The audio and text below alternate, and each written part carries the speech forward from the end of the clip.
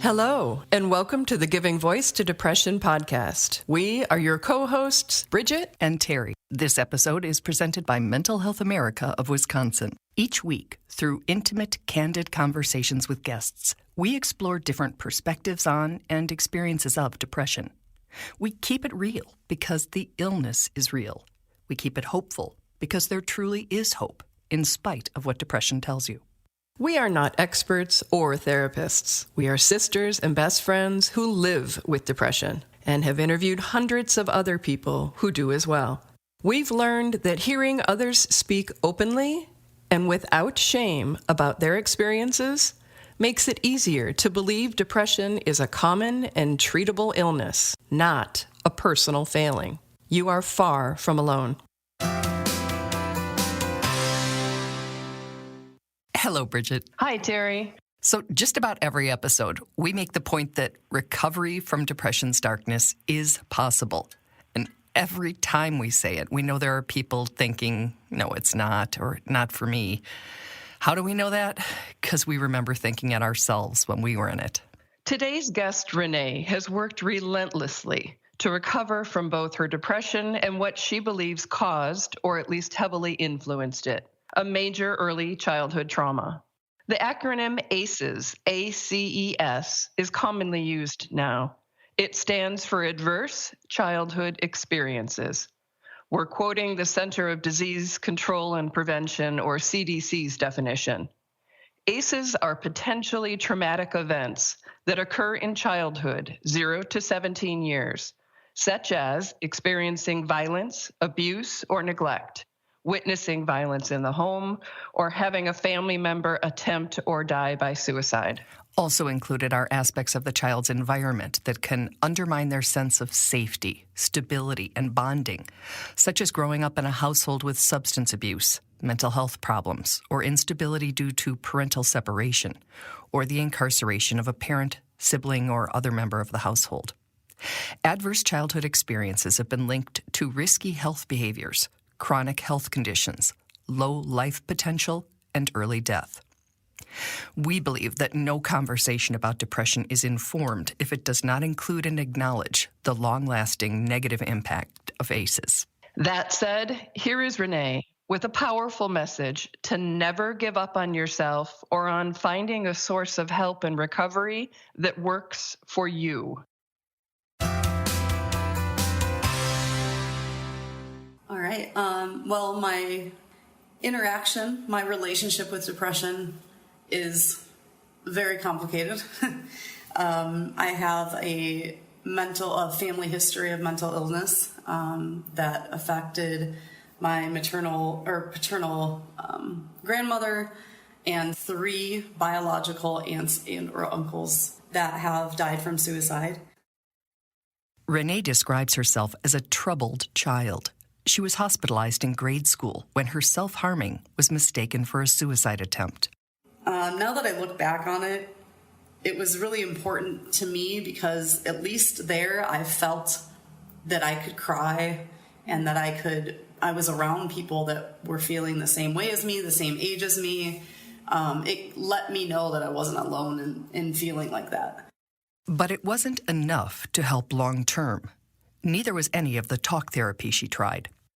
It was just all the very Freudian, let's talk about your dreams instead of reflect on why you feel this way or, a cognitive approach to it. I did a lot of just sitting, staring at a therapist because I didn't want to share any of the deep, dark secrets that I had in me. And so then they just stared back and then they wrote me a prescription and I went on my way for years like that. Renee says she engaged in a lot of risky behaviors trying to get someone to notice her. The police did. And eventually a judge who became an unlikely key player in Renee's recovery. It wasn't until my 3rd time in front of the judge. It was for marijuana possession is why I was arrested 3 times. That he said, what's going on? Like, obviously, I came from a good home. I had a good education. I have all A's in school. Like, what's going on with you? There's something. And, it just took that one guy to be like, hey, maybe there's more to this. and he put me in outpatient like rehab kind of therapy. Part of that though was that you had to sit in a private session one-on-one, and I said something during the private session that alluded to my abuse. I wasn't even trying to go there, but because she was a state employee, she was mandated to report it. And at that point, I was like, no, forget I said it. Like, I don't, and she obviously didn't have a choice. That report led to a family-dividing trial against a relative who Renee says sexually abused her for more than a decade, starting when she was just 3 years old. Come to find out, he was tested in like kindergarten for like being a sociopath because he had tendencies of hurting animals and things. And they decided to leave me with him all summer, every summer. So it was a not just like once a year kind of thing. It was constant for those years. So obviously that sets in all kinds of emotions and all kinds of like guilt and shame. And, you know, those are monsters. Those are like catalysts for depression. But it wasn't until I got to the heart of that is why I have these negative feelings. That's why I feel so small and dark, and I'm not happy. I don't enjoy things anymore, is because I hadn't dealt with any of that. For decades, Renee tried to deal. She tried different meds, different therapists, and different types of therapies before she finally found the right fit, which was the result of an aha moment after a conversation with a friend. Like, she was saying something like, you know, that, why don't you just get over it? That was a long time ago. Put it behind you. And I was trying to get her to understand the impact that it had on me. And the way that she tried to be sympathetic just really made me realize I needed to be surrounded with people that had similar experiences. Mm-hmm. Because unless you have that experience, no matter how much you try to understand it, you can't. So that made me look for support groups in the area. Through those groups, Renee's focus and understanding shifted. And I don't want to put this blanket statement out there, but for me specifically, depression was like the side effect of me not, or the symptom of me not dealing with the trauma. The trauma was the illness, and the depression was the side effect or the symptom of it. I don't know that I would have had depression had I not been through what I went through. So I guess therapy is the way to deal with the illness, not just the symptoms. And I feel like, and I know that, I mean, depression has many faces. For me personally, though, I couldn't have dealt with the depression without dealing with the trauma.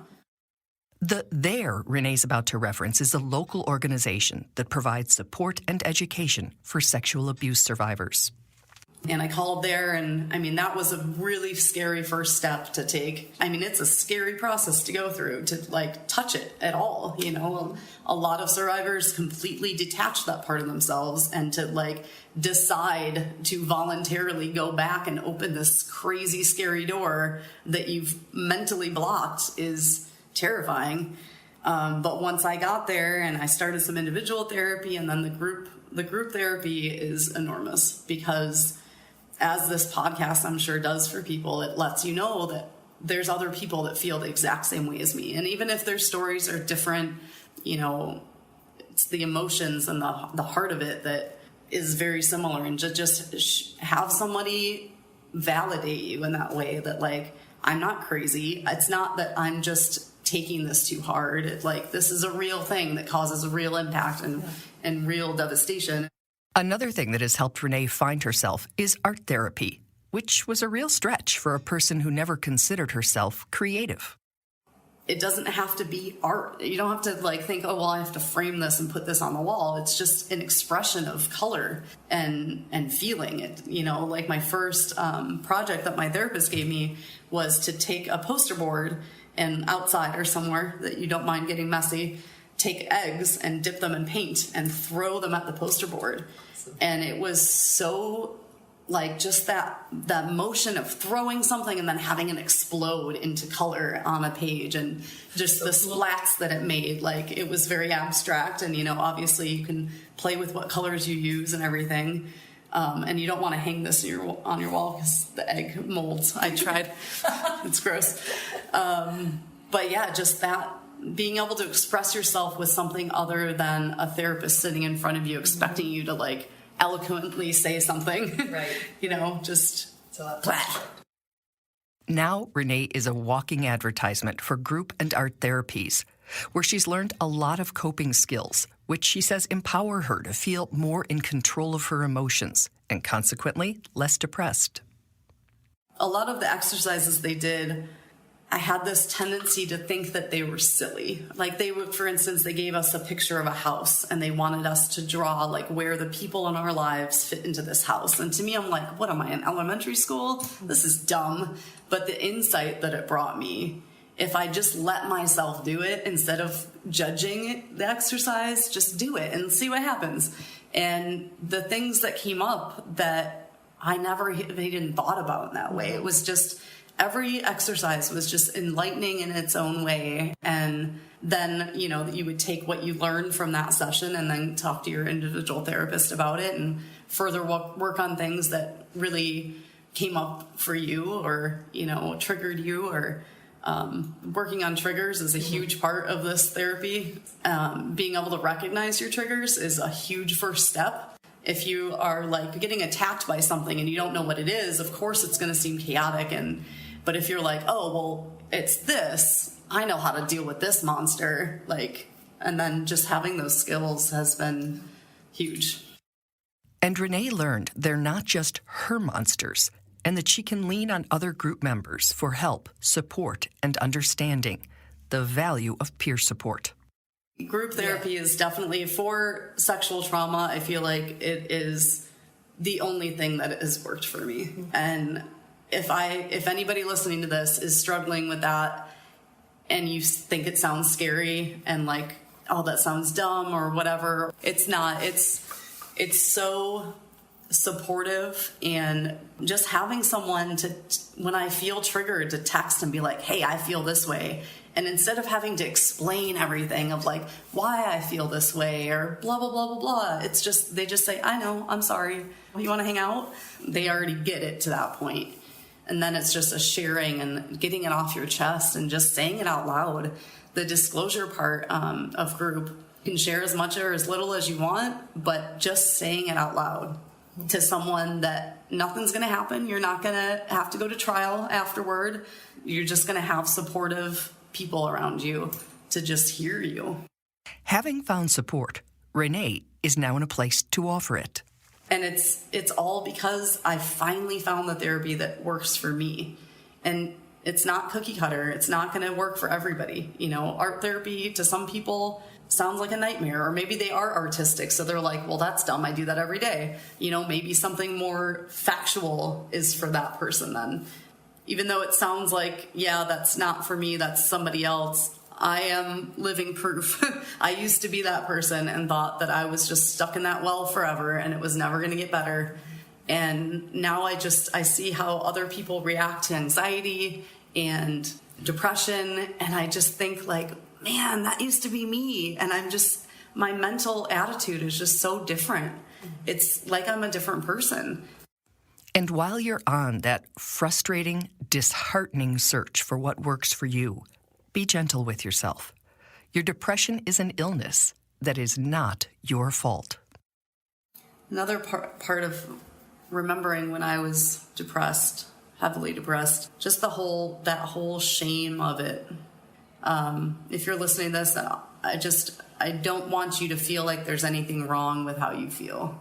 It's a lot of times a chemical imbalance that you literally have no control over, or there's a reason for it, and then that needs to be addressed. Whether it's trauma or whatever abusive situations you might have had in your life or experiences. But there's nothing wrong with how you feel. So don't feel like you can't talk about it or get help. Don't feel like you have to keep it in this dark place as a secret or something that you don't talk about to your friends or your family, those are the people that need to hear you. Because, a lot of times people like to think that everything's okay. And if you ask, how are you doing? And you say fine, because that's what everybody's response is, they're not going to dig into it too much. People don't want to go into the places that are uncomfortable unless you bring them there. So if you say, actually today I'm feeling kind of shitty, that will start a conversation, hopefully, with that friend of yours. And then you can talk about it more instead of just making everything okay all the time. Everything's not okay all the time. And the people in your life should understand that. And a lot of times they just need to hear you say it. They don't know until you say it. They don't know that you're feeling sad because you're really good at putting on a face. Everybody is. Everybody's good at hiding those dark feelings. And so unless you actually say it or confide in someone about that, it's never going to be heard. So just, I guess, try to get over the nervousness or making waves. Nobody wants to make waves. Nobody wants to say, I'm not okay today. But it needs to happen. It needs to happen. Thank you very much, Renee. We're going to end this episode with The Survivor's Manifesto by Dr. Peter Levine. If you can, please resist any urge to fight the words. Let their truth sink in and comfort you. We think of this as a love note to yourself. You are worthy. Be kind to yourself. It's okay to not be okay. Your emotions are valid. You are not fundamentally flawed. You deserve to be loved and treated well. It's okay to have a bad day, week, or month. Healing is not linear. You can self-soothe. You can nurture and protect yourself. You used survival mechanisms to help yourself cope. You are safe now. You deserve to heal. What happened was not your fault. Emotional flashbacks are not your fault. You are enough. You are a good person. You are worth taking care of. You are allowed to take up space. You don't need permission to exist. You are allowed to struggle. It's okay to cry. It's okay to be angry. What happened to you does not define you. Fall down and bounce back up again. Be patient and love yourself as you heal. It's going to be okay. We are not our trauma. We are survivors. And we're not alone.